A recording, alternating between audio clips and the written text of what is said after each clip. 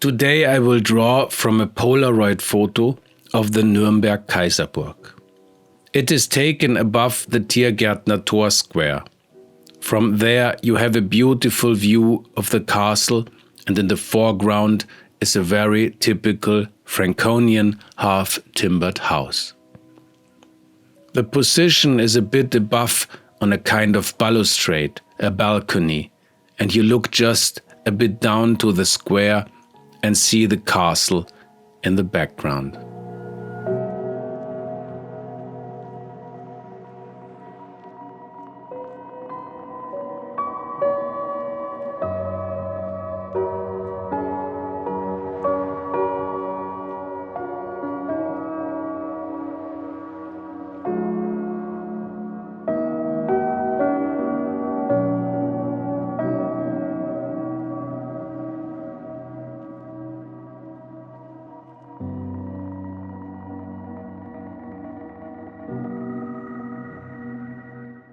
The Nuremberg Imperial Castle is of course world famous.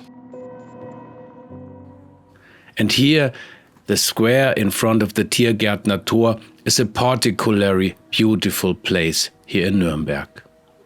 Here is also the house of the famous Renaissance artist Albrecht Dürer, which by the way contains a very nice museum where you can learn a lot about his life, his painting, and especially his printmaking.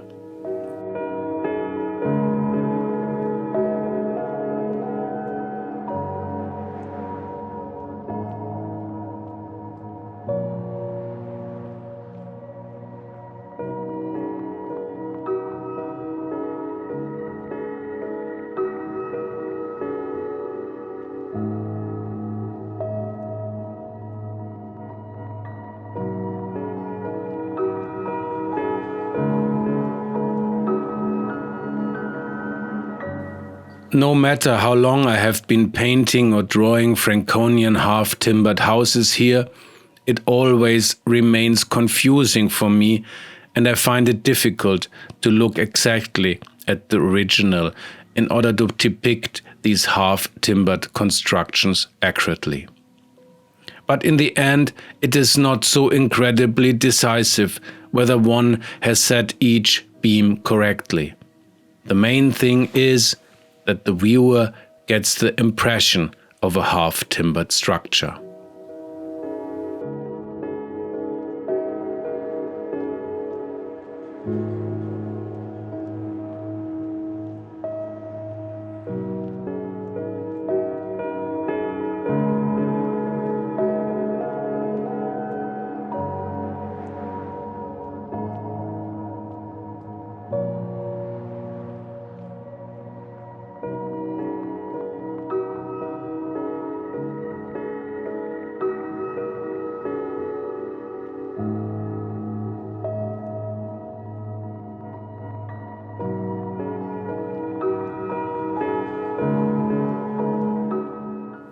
From here, one has a very unusual oblique view of the castle itself. And so it is also the lines flowing downwards that make the whole thing very interesting.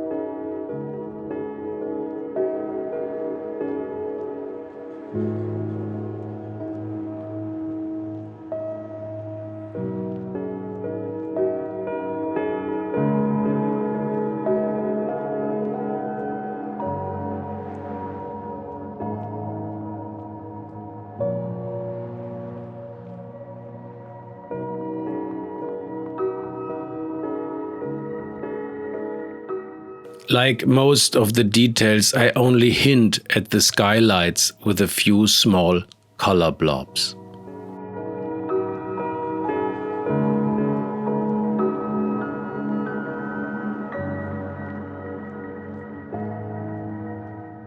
The second tower, which is in reality the highest and youngest, the so-called Sinnwelturm, looks a bit shorter from my position than the angular one, because it is in the background.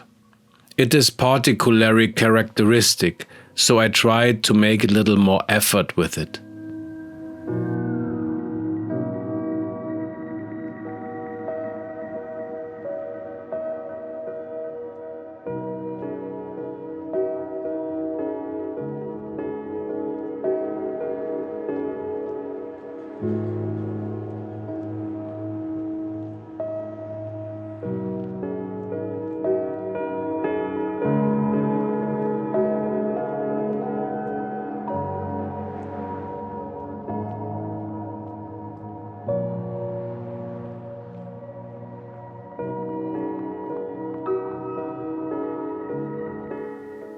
Also in front of it are Franconian-style houses again. This time you can see the side view, and even there I tried to depict the beams to some extent. But if you are honest, it is somehow already very improvised.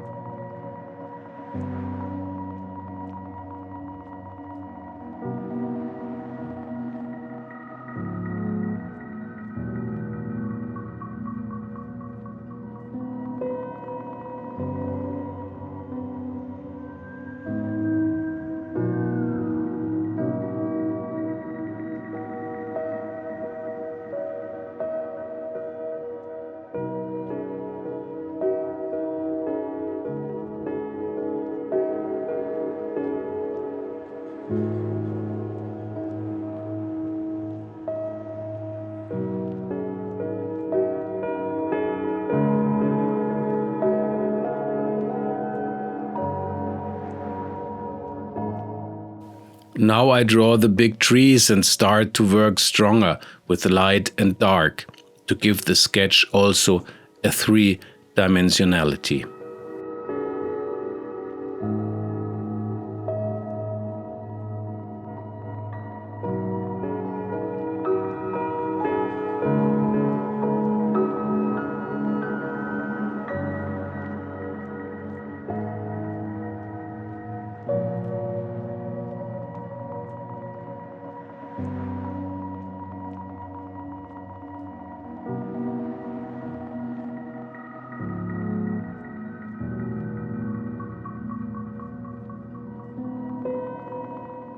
My drawing tool is a Kaweco Sport fountain pen, which I fill here with this little wind-up cartridge.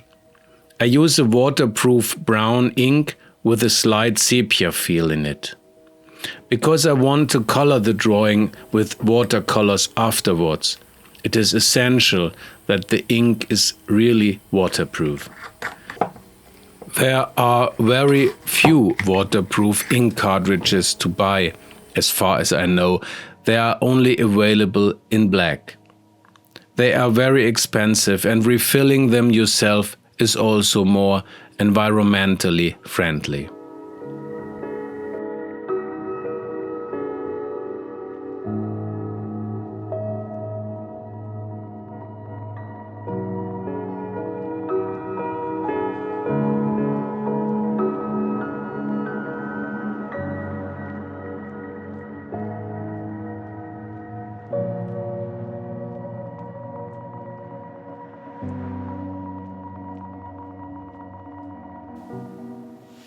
Here I start to hatch the tree very roughly to give it a bit of structure. It will be painted over afterwards, but the hatching will still show through. These wild, varied strokes just make the trees look more alive somehow, just give them structure.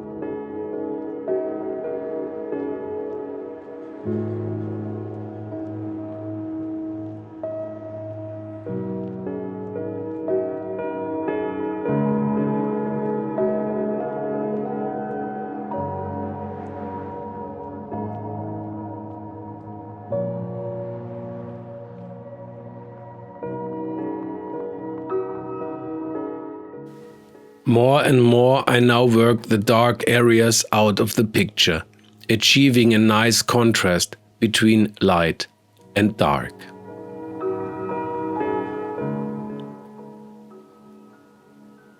The hatching is relatively sloppy and free because it really does not matter, especially since everything is later still covered with the watercolor.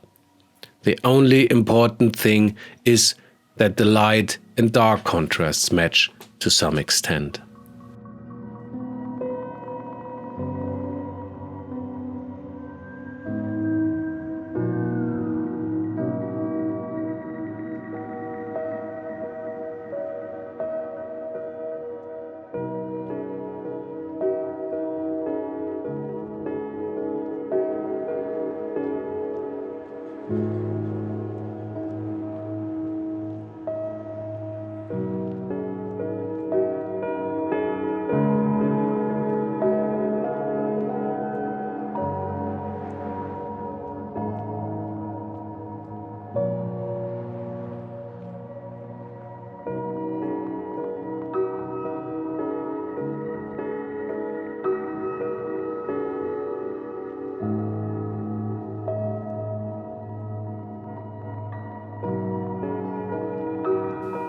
I do not draw all the stones of this wall, but only indicate some of them, which usually looks more realistic.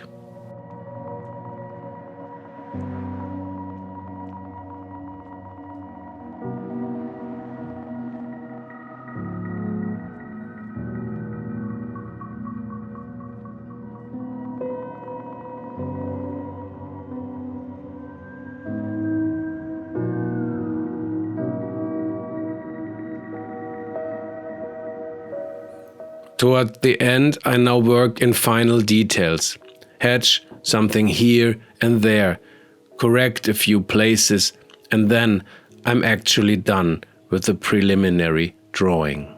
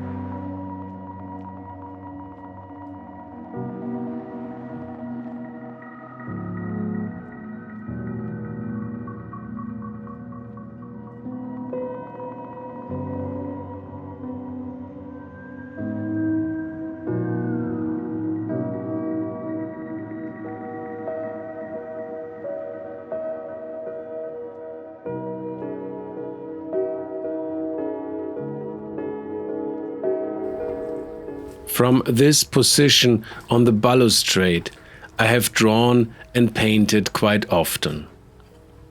It is just on such warm and sunny autumn days a particularly beautiful mood, if one looks from there to the castle. In addition, when you have finished your work, you can enjoy a wonderful snack of Nuremberg sausages and Munich beer.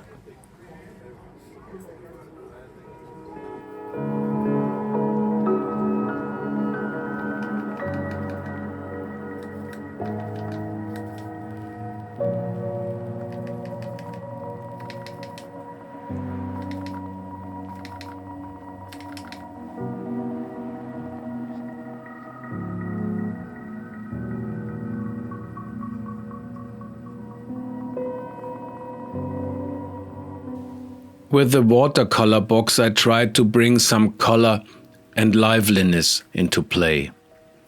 I start working out the dark areas first. And here too, I hardly work with black, but mix very intuitively different shades of brown, red, blue and green.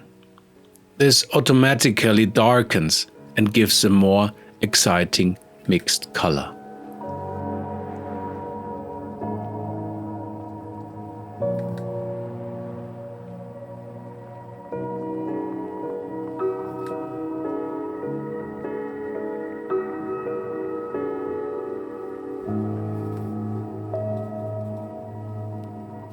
Whenever I remix, I use a slightly different combination so that the image remains exciting at every point.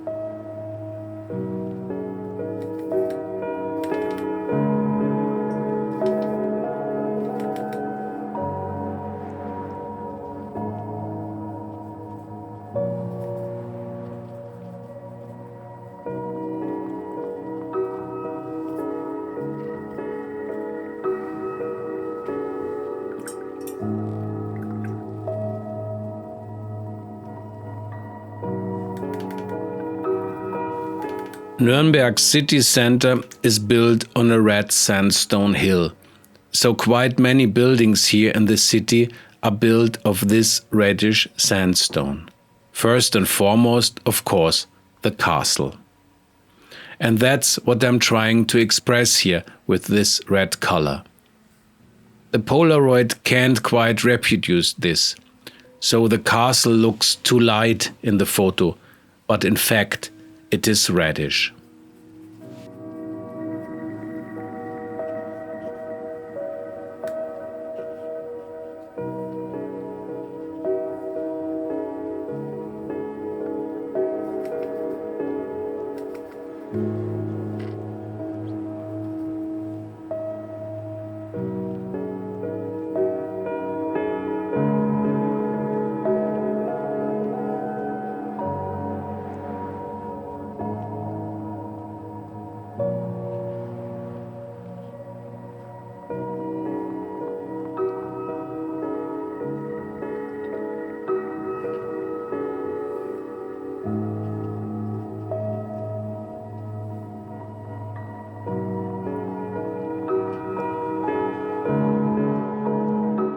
Also, the half timbering is often painted red in Franconia. In the rest of Germany, it is actually rather black, but red and white are the colors of Franconia. Now I paint a beautiful blue sky as a contrast to the red tones. I put it, as you can see, with very simple and wild strokes, only very roughly around the castle. Such a sketch does not depend at all on clean work. The beauty of a sketch lies in its imperfection and spontaneity.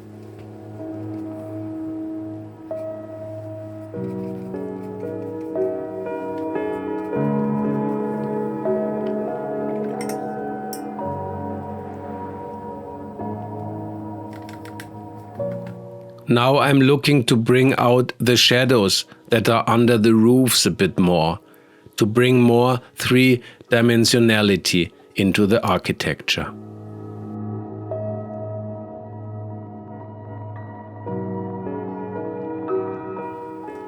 Here the image has become a bit too dark for me, so I go after it with a clean brush, with a bit of water, and lighten these areas back up a bit.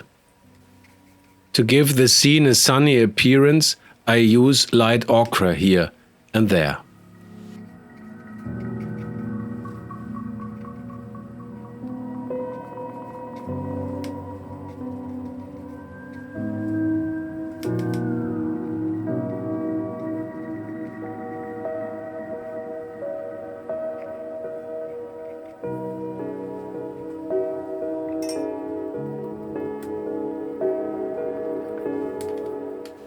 The Sinwell Tower has a copper wall on top that glows green in the sun.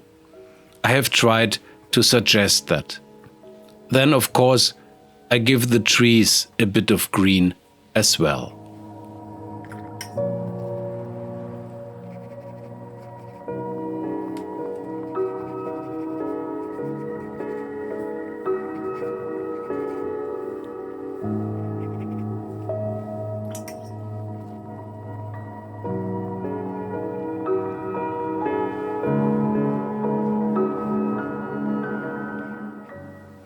The watercolor box is not particularly a good one.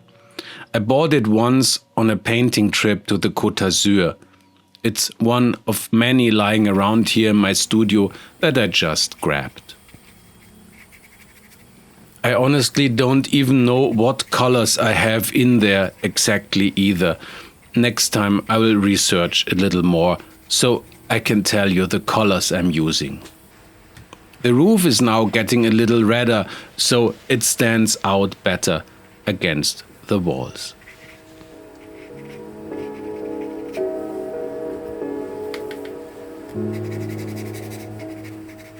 And then I fill the holes a bit here and there, the shadows under the tree, for example. I'm using not enough water overall. I'm just realizing as I watch. I should have worked much more watery.